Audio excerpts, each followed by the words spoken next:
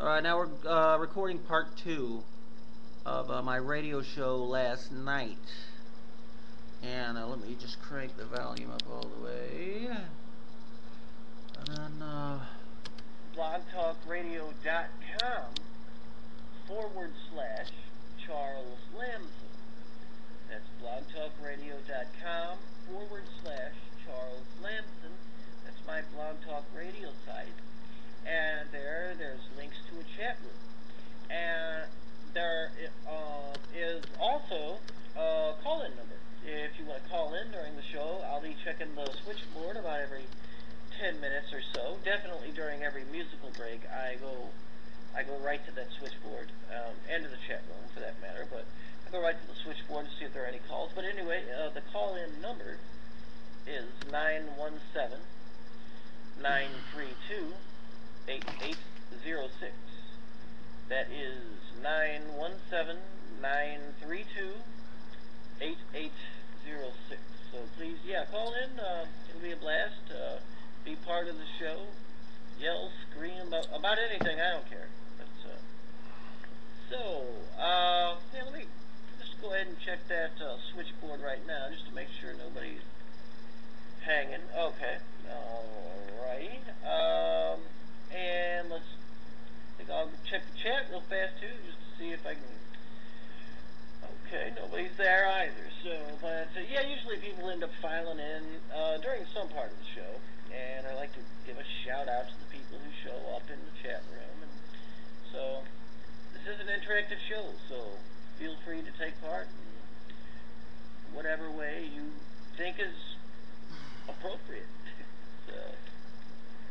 Okay, let's go back to the War of the Caverns, shall we? Alright, so we were talking about George Bush being, I believe, 42nd degree Mason.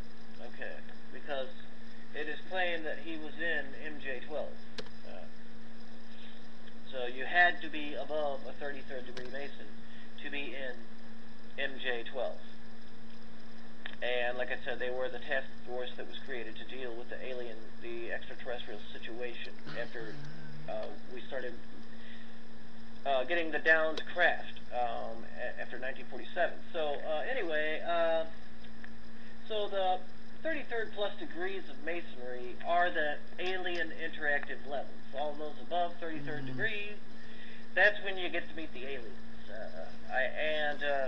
It's not just like it's just like anybody can, if he applies himself hard enough, can become a 33rd plus degree Mason either. I mean, you gotta have a pedigree too, and come from the right families and all that kind of stuff too. It's not you can't do a rags to riches story. And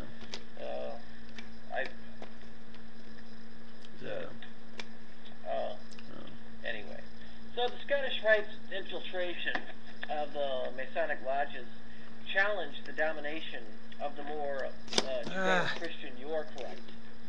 And this Scottish Rite can be traced back to the Jesuit College of Claremont in France, which had a lot of Knights Templar people were also sort of involved with the Jesuits. Cut off my head. And they were actually sort of the golden boys of the Vatican for a while. That was before the Vatican and the French government turned on them and sought to kill them all, which is why they ended up going to Scotland. But I digress again. At the core, advocates of this Scottish Rite, they advocate global government and the destruction of all national boundaries, sovereignties, and cultures. They believe in the dissolution of all traditional family structures, making the children the wards of the world state. Children are the natural resource state. They're not meant to be your children. They're a natural resource. That's how these people view this. So, also, yeah, these guys want to destroy any notion, any idea that man has a soul, or they want to establish, and it's not like because they actually do believe men do have a soul. However, they don't want you to. They don't want us common folk to think that. They want us to think that we're just merely evolved animals, and we have no spiritual nature. Therefore, no need for God. Okay. They know that's our strength, so they don't. These people do believe it. They mind you, yeah, they don't want us to believe in it because they know that's our strength. That's one of the few ways we have to fight against them. So they want you just to think you're an evolved animal, which I think in some respects we are. But anyway, I won't get into all that right now. But in other words, these people want a homogenized collective society which does not tolerate individual expression and instead enforces an absolute conformity to the controlling establishment, which is a lot like the system which the Greys themselves live under. They have a very, if you buy into all this, then and you've done a little studying, you learn that the Greys basically have they're an advanced insectoid race, so they have a very advanced hive mind, and this is what they want us to have, or they want us to have the same sort of hive mind type civilization. Yeah, there was a guy named James Shaw, and he was a former 33rd degree Mason, and he wrote a book called The Deadly Deception. And in it, he claims that the U.S. headquarters of the Scottish Rite is located in the House of the Temple in Washington, D.C. And according to some, this sits directly over an antediluvian system of Atlantean tunnels and ancient underground chambers called the NOD complex. For those of you who don't know, antediluvian basically means just before the flood. So Atlantean civilization before the flood that was built. The tunnels were built way back then, and the ancient underground chambers were supposedly built, by this advanced civilization. Oh, there we go. Way back even before the flood, the Great Flood. Okay. So,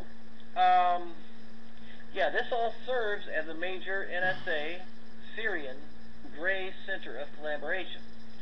And now, if you've been, Syrians are more like a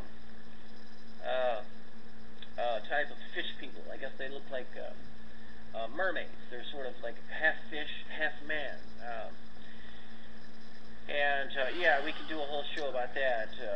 There's just too much to get into right now. Some believe that the antediluvian or Atlantean alchemists or sorcerer scientists had begun experimenting with elemental forces, and that these experiments had gone completely out of control.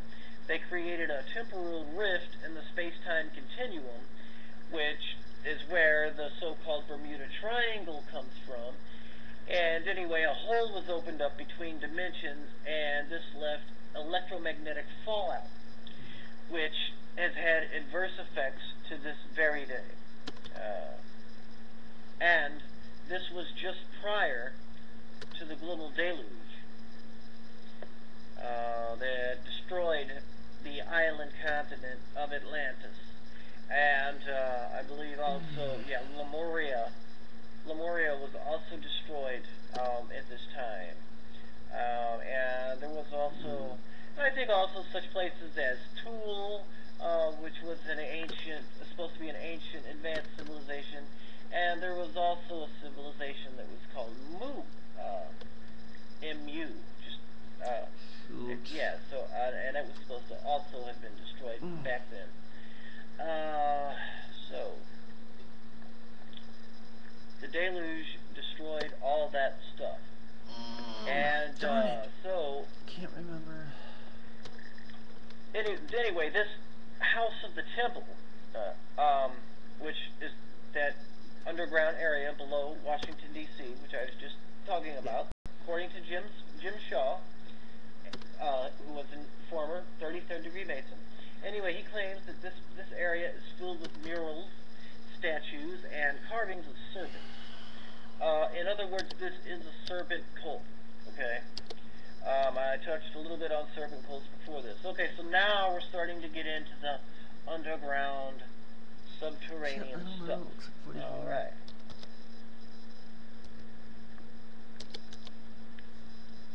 So, this pagan temple actually sits at the northern point of the pentagram. At pentagram-like... Let me try this again.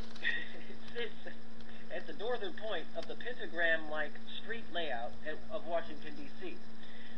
Yeah, so I think a lot of people listening to this show have probably seen those maps of Washington, D.C. And where, a lot of the stuff is set up in the form of a pentagram, and some of the stuff is outlined to look like an owl, and other types of creepy Masonic symbolism, the street layouts. But anyway, this is not surprising when we consider that much of the original construction of D.C. was carried out by Masons, of course.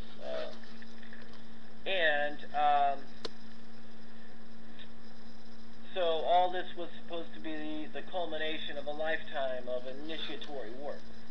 So Shaw was excited about his 33rd degree initiation,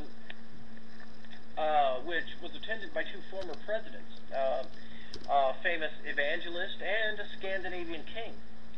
He was anticipating a type of spiritual illumination. However, the dead dry ritual and the tomb-like atmosphere of the temple itself was far from inspiring.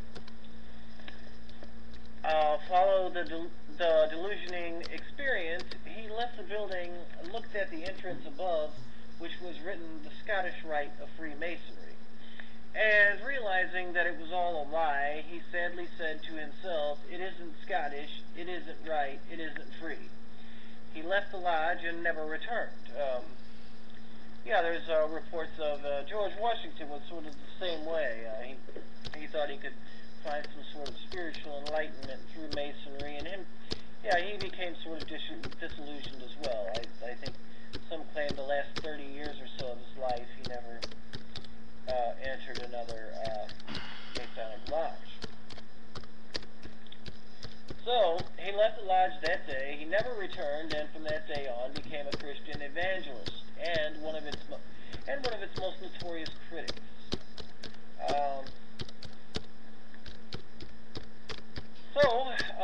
We're going to take a quick break, and we will be right back, right after this.